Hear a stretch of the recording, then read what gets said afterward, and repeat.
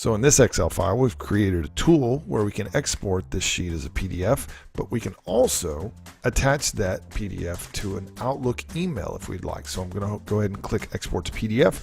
I'm going to select the folder to export that PDF to. Then I'm going to get a message box allowing me to either choose to attach this in an Outlook email right this minute or not and do it later. I'm going to click yes.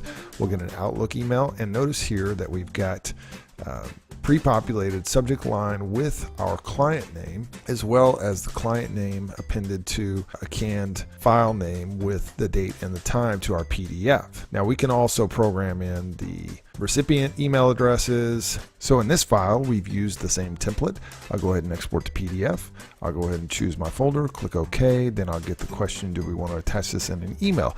This is not an Outlook email. In this particular tool, we have designed the macro to allow us to send an email through Gmail. So I'm going to click yes. I'm going to have to log into my Gmail address with my credentials, including my password. And the reason why this is important is we don't have to hard code the credentials into the VBA.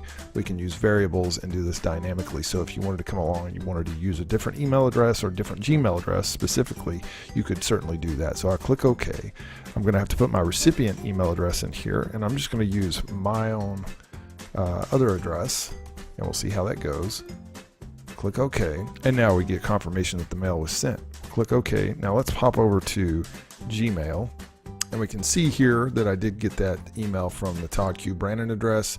I can open this now and see here that we do have the attachment. This is our nutrition plan. It was named according to the client name we had in the form, and the same is true here for the subject line. Henry Remington, your nutrition plan is attached.